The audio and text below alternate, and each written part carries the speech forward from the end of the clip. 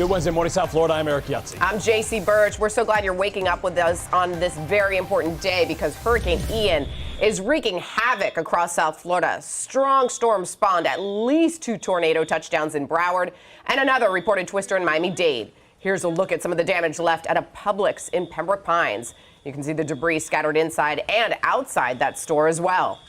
Water's rising in the Florida Keys after hours of steady, drenching rain last night. Weather Authority meteorologists Julie Durda and Brandon Orr here this morning. Our team coverage begins with Julie this morning. That's right, because we want to get you through the storm this morning, and we want to let you know what already occurred, because a lot of our areas here in South Florida did see a lot of damage and severe storms. We're not out of the woods yet. We are still under a tornado watch for Broward and Miami-Dade. The good thing is the Keys have been left out of that tornado watch. Why? Because the system is starting to move more north.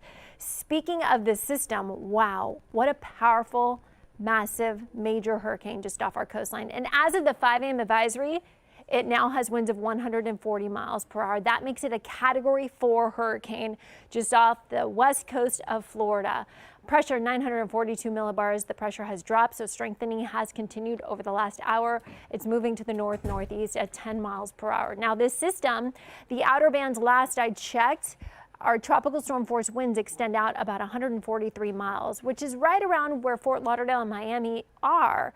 And as of this morning, we're just going to continue to watch those bands wrapping around the center of what is now a Category 4 hurricane. So again, you heard me mention at the top of the hour, we have the tornado watch that is extended to 5 p.m. for Broward and Miami-Dade and further north as the weather is going to continue to deteriorate for them. We also have the flood watch in effect because more downpours on top of our ground that's already so saturated. Some areas receiving anywhere between 5 to 8 to 10 inches of rain over the last 24 hours. We could see some flash flooding concerns. As of now, right now on the radar Parkland, we've got a downpour lifting towards the north over 441. We have a storm right over Coral Springs. We have Pompano Beach in towards Fort Lauderdale, Davie right over Cooper City, right over North Miami. We've got some downpours 5th Street as well. Going into the lower Keys, we got a few more downpours, but you're noticing this morning the bands are not bringing us widespread precipitation like what we saw yesterday. But embedded in those storms, wind gusting. Look at that. 43 miles per hour right now in Pompano Beach, 33 miles per hour in Pembroke Pines, 29 in Fort Lauderdale, winds gusting in the 20s and 30s all across Miami-Dade, and into the Keys we have winds gusting in the 50s in Key West. So because of those wind gusts, we are under that tropical storm warning for the morning for Broward, Miami-Dade, and the Keys, and there is that hurricane warning for the dry Tortugas. More on all of this, I'm going to toss it over to meteorologist Brandon Orr. Yeah, I want to show you some of the gusts that we have seen so far, with the highest gusts, as Julie mentioned, being down into the Keys.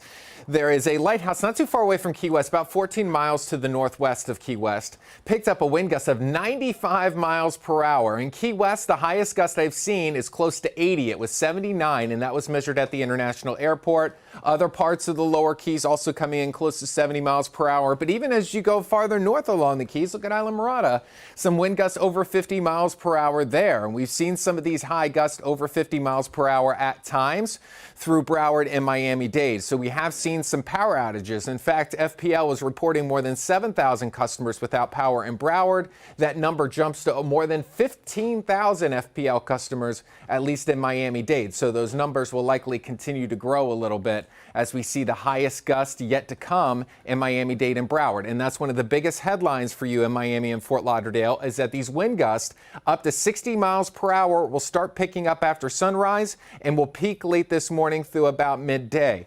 The heavy rain threat, I think we've seen the highest flood threat yesterday. Today, we're just going to get some occasional downpours, but the ground is so saturated, even just a little bit of rain could cause some additional flooding. So we'll watch out for that. And of course, that tornado watch that has been extended until around 5 p.m. That does not include the Keys. So the tornado watch is just for Miami-Dade and Broward and points to the north. The Keys is where we're getting the highest wind gusts up to 75 miles per hour. Check out the storm surge, especially going into Cape Coral, Fort Myers.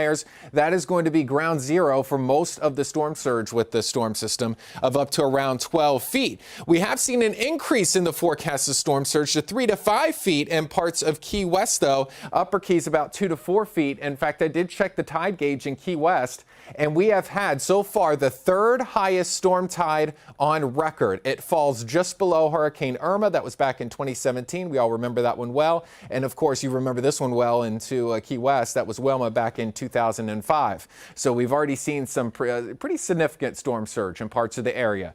Coming up, we got lots more to cover when the back half of the storm system is moving out. We got your forecast updates coming up in a bit, Eric.